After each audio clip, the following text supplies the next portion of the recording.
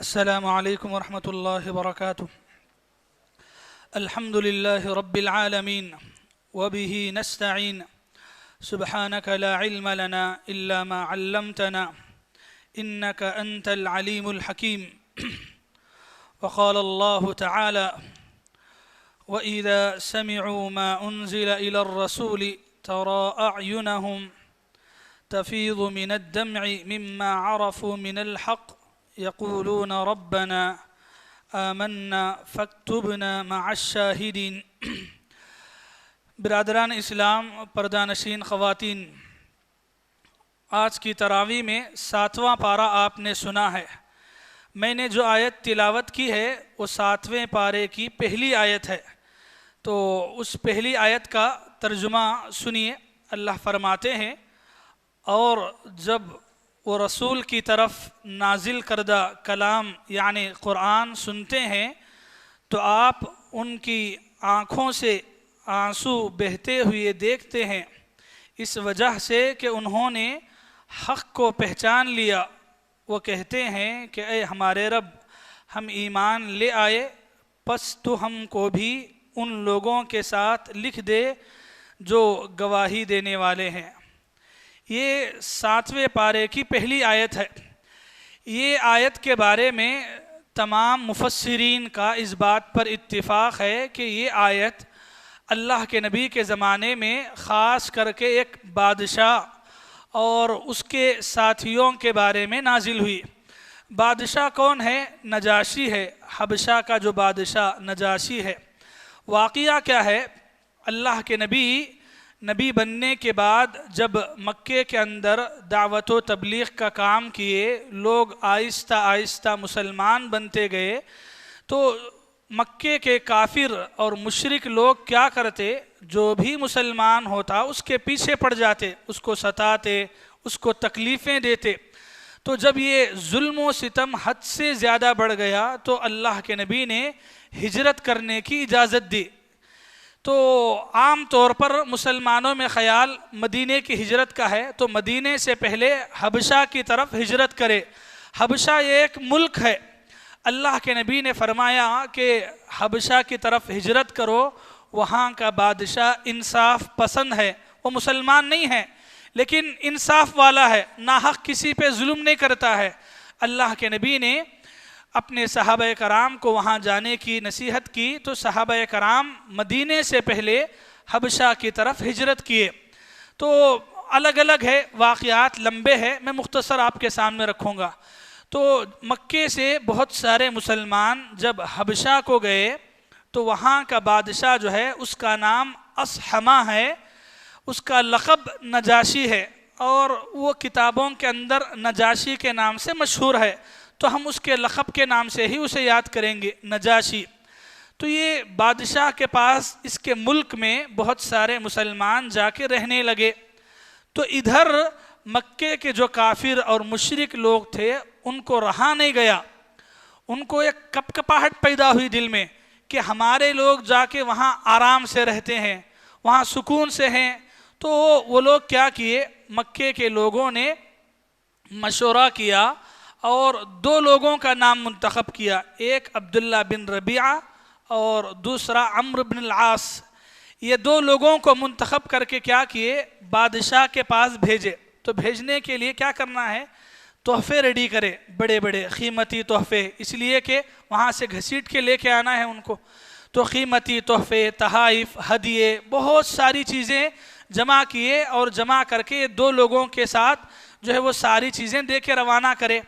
تو یہ 2 لوگ حبشہ گئے. جانے کے بعد وہاں بطریقوں کے نام سے چند یعنی عوام مشہور تھی، تو ان سے ملاقات کر کے پہلے چھوٹے موٹے ہدیے ان کو دیے. یعنی بادشاہ کے پاس جانے سے پہلے ان کے خاص لوگوں کو چن کے پہلے ان کا دماغ بنائے، ان کو جو ہے ایسی ویسی باتیں سب پھیلائے ان کے دماغوں میں.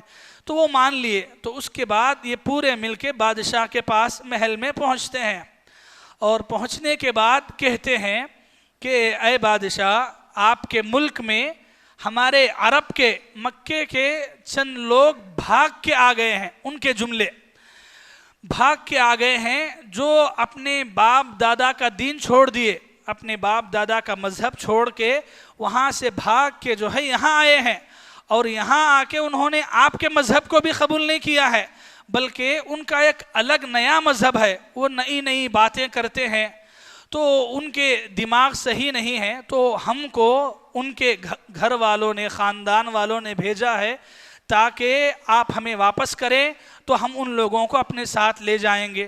اور ان کے گھر والوں، خاندان والوں نے یہ تحفے آپ کو دیے ہیں، پورے تحفوں کی بھرمار لگا دیے، تحفے تحائف سب کی بھرمار لگا دیے۔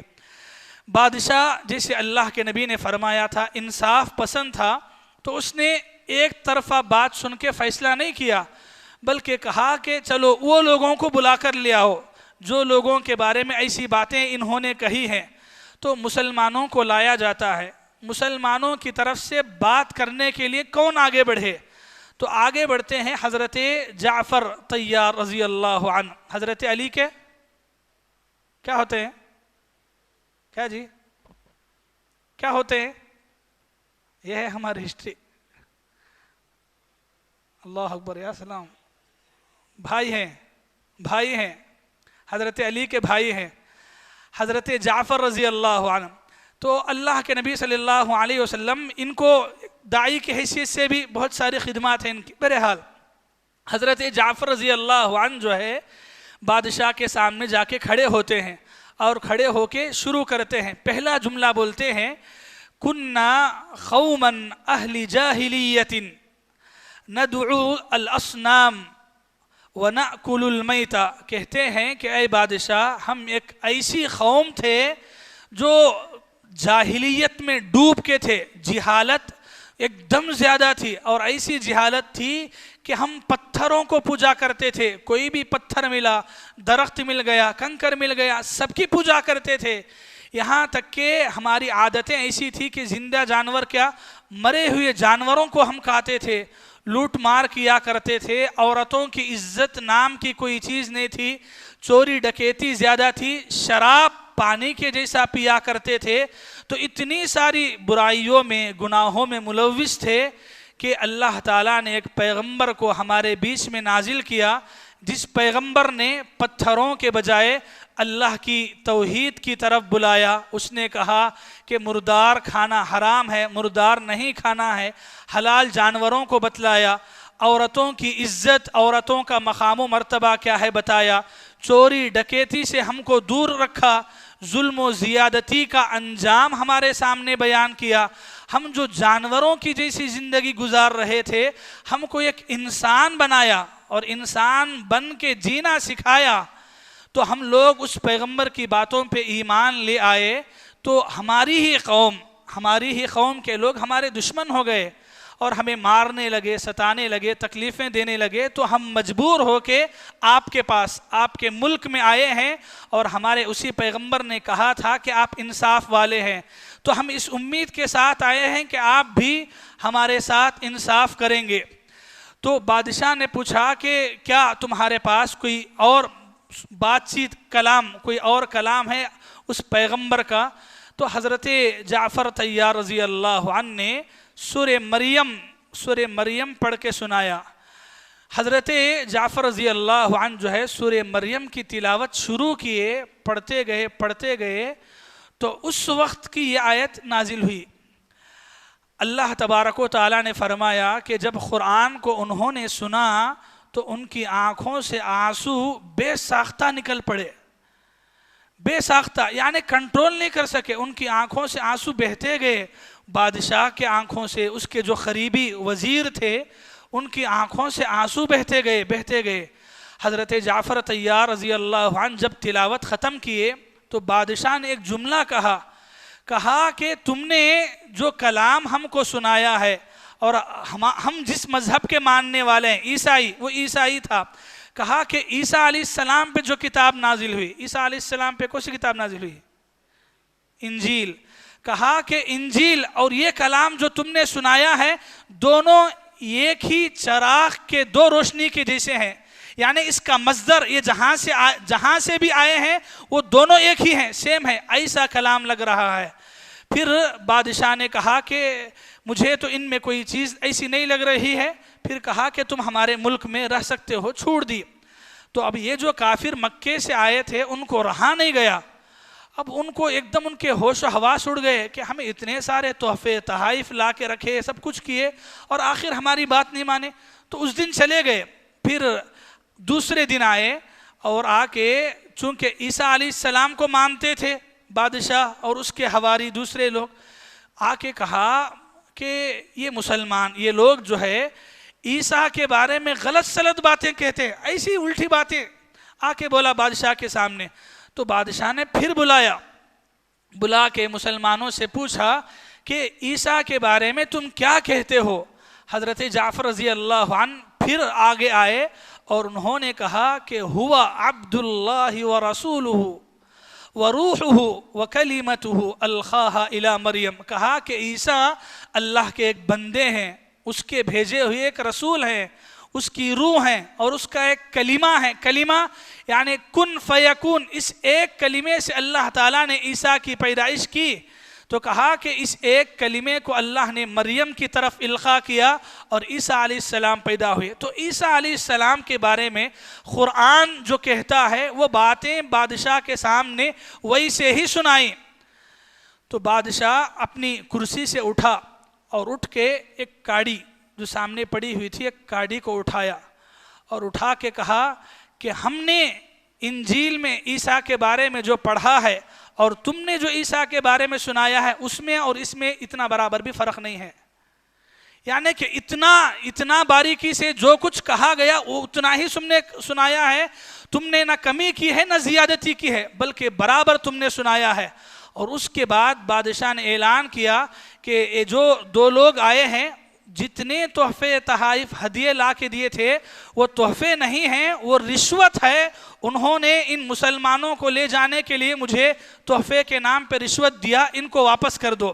اپنے وزیروں سے کہا کہ پورے تحفے تحائف ان کو واپس کر دو اور ان سے کوئی چیز نہیں لینا ہے. اور پھر ان دونوں کو آگے بلا کے کہا کہ عرب کو جاؤ, مکے کو جاؤ, اور جا کے اپنی پوری قوم سے بتانا کہ میں کسی ایک مسلمانوں کو بھی تمہارے ساتھ واپس بھیجنے والا نہیں ہوں, اور اگر تم بدلے میں مجھے سونے کا پہاڑ بھی دو گے تو ایک معمولی مسلمان پہ بھی میں ظلم نہیں کر سکتا پورے سونے کے پہاڑ کو لے کے. اللہ اکبر, بہت بڑی بات ہے جی, بہت بڑی بات ہے. ایسے زمانے میں جب مسلمان ایک اجنبی قوم تھے, مسلمانوں کو ظلم و ستم کے پہاڑ توڑے جاتے تھے, ایسے زمانے میں بادشاہ اتنا بڑا آدمی ہو کے حق کی بات کرنا, اور وہ بھی ایسے نارمل مسلمانوں کی صورتوں کو دیکھ کر. ایک طرف مکے کے عرب سرداروں کی طرف سے بھیجے گئے یہ سفیر ہیں جو ہدیے تحائف قیمتی جواہرات لے کے آئے ہیں, ان کو ٹھکرانا اور کھلے عام کہنا کہ میں تمہارے ساتھ ایک کو بھی نہیں بھیجنے والا, اور یہ بھی کہا کہ تمہارے جانے کے بعد ان میں سے کسی ایک پہ بھی میں ظلم نہیں کرنے والا, اگر ایک پہ ظلم کرنے کے لیے بدلے میں سونے کے پہاڑ بھی دو گے میں تب بھی اس کو قبول کرنے والا نہیں ہوں. اللہ اکبر, بہت بڑی بات تھی. تو وہ لوگ واپس آ گئے اور پھر مسلمان وہاں امن و سلامتی کے ساتھ رہے. مسلمانوں پہ اس ملک میں کہیں پر بھی کوئی ظلم نہیں ہوا. بادشاہ نے اتنے امن و شانتی کے ساتھ مسلمانوں کو اپنے ملک کے اندر پناہ دی. اتنا ہی نہیں بلکہ یہ بادشاہ آگے چل کر حضرت ابو داؤد کی روایت کے مطابق حضرت جعفر رضی اللہ عنہ کے ہاتھ پہ ہی اس نے اسلام قبول کیا, مسلمان ہوا, بیعت کی, اور پھر تقریباً 9 ہجری میں اللہ کے نبی جب مدینہ گئے تھے 9 ہجری میں اس کا انتقال ہوا. جب اس کا انتقال ہوا تو اللہ کے نبی مدینے میں جنازے کی نماز غائبانہ پڑھائے. یہ تو بہت دور ملک حبشہ میں تھا, چونکہ وہاں تک نہیں پہنچ سکتے تھے, پہنچنا ناممکن تھا. تو اللہ تعالیٰ نے وحی کے ذریعے سے بادشاہ کے موت کی خبر وحی کے ذریعے سے دی, اور اللہ کے نبی مدینے میں صحابہ کرام کو جمع کر کے اس بادشاہ کے حق میں جنازے کی نماز غائبانہ بولے تو وہی میت کہیں رہتا ہے, غائبانہ اللہ کے نبی صلی اللہ علیہ وسلم جنازے کی نماز پڑھے. تو اس حدیث میں یہ پورا واقعہ جو میں آپ کے سامنے بیان کیا, اکثر حصہ جو ہے تاریخ ابن ہشام سیرت اللہ کے نبی کی سیرت پر لکھی گئی پہلی کتاب ہے. تاریخ ابن اسحاق، سیرت ابن اسحاق ایک اور کتاب ہے، اور ویسے الرحیق المختوم میں بھی ہے۔ تاریخ ابن اسحاق اور ابن ہشام کے اندر یہ پورا واقعہ آپ دیکھ سکتے ہیں۔ ابن ہشام کے اندر پیج نمبر 330 پر 4 سے 330 پر 7 تک یہ پورا واقعہ ایسے ہی ہے۔ اس کا تھوڑا حصہ جو جنازے کی نماز کا مسئلہ ہے یہ صحیح بخاری کے اندر ہے، 1318 میں آپ یہ حدیث دیکھ سکتے ہیں۔ امام بخاری نے اسی نام سے تقریباً 6 جگہ حدیثیں لائی ہیں نماز کے سلسلے میں۔ تو میرے بھائیوں، کہنا کیا ہے، یہ بادشاہ کے بارے میں، یہ بادشاہ اگرچہ کہ اللہ کے نبی سے ملاقات نہیں کیا لیکن مسلمان ہوا ضرور، اللہ کے نبی کے زمانے میں مسلمان ہوا۔ جب اس کا انتقال ہوا، جنازے کی نماز پڑھانے سے پہلے اللہ کے نبی بولے صلو علی اخیکم، اپنے بھائی کی مغفرت کے لیے دعا مانگو۔ اللہ اکبر۔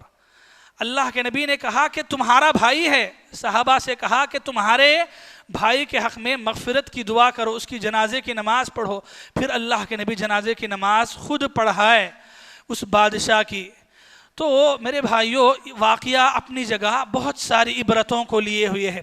ایک بات یہ ہے واقعے سے ہمیں جو سبق ملتی ہے وہ یہ کہ یہ بادشاہ مسلمان تھا، اور مسلمان ہونے کے بعد مسلمانوں کے لیے یہ جو رحمت کا ذریعہ ثابت ہوا، اللہ کے نبی صلی اللہ علیہ وسلم اسی کا احسان کے طور پہ اس کی جنازے کی نماز غائبانہ پڑھے۔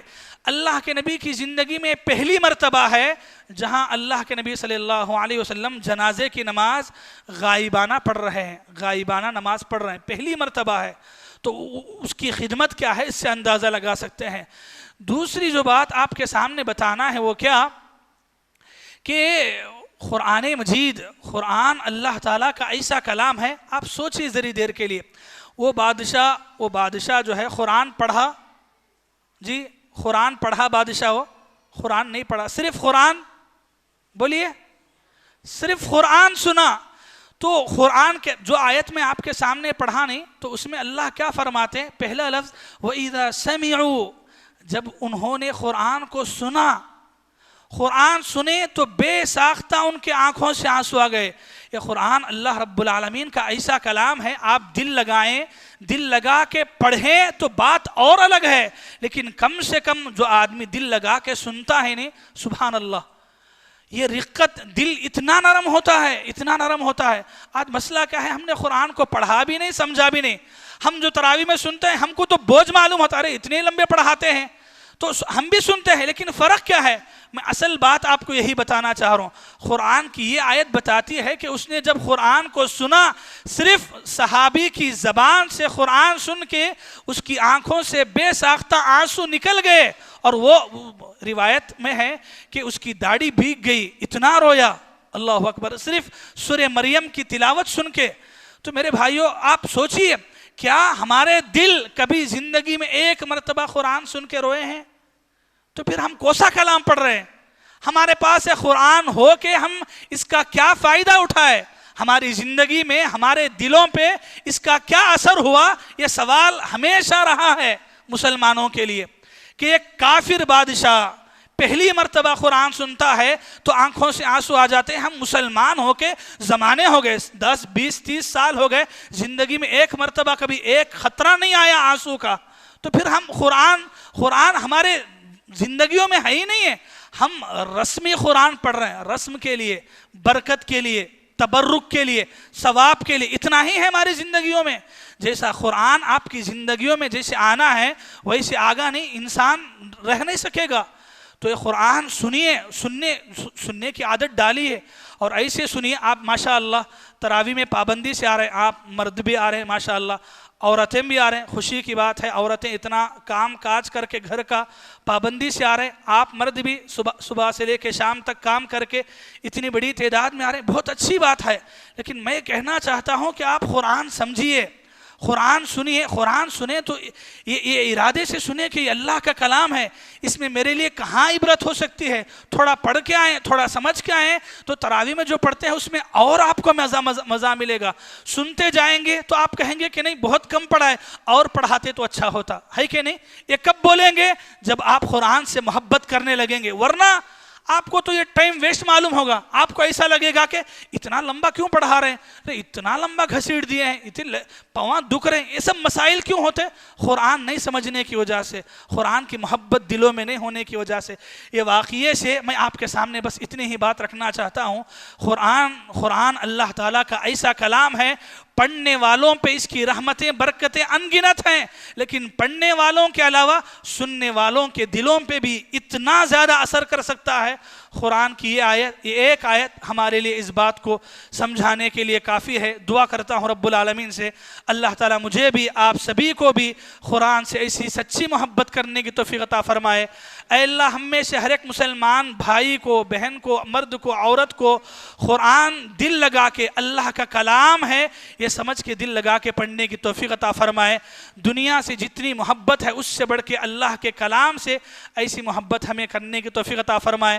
اے اللہ ہم میں سے جس کو قرآن پڑھنا آتا ہے پابندی کے ساتھ قرآن پڑھنے کی توفیق عطا فرمائے، جس کو پڑھنا نہیں آتا ہے سیکھنے کی یا کم سے کم سننے کے اللہ تعالی ہم تمام کو توفیق عطا فرمائے۔ قرآن کی تلاوت اور سماعت کے ذریعے سے اللہ تعالیٰ کی رحمتوں اور برکتوں کا مستحق بننے کی ہم تمام کو توفیق عطا فرمائے۔ آمین وآخر دعوانا ان الحمدللہ رب العالمین۔ سبحانک اللہم بحمدک اشہد ان لا الہ الا انت استغفرک واتوب الیک۔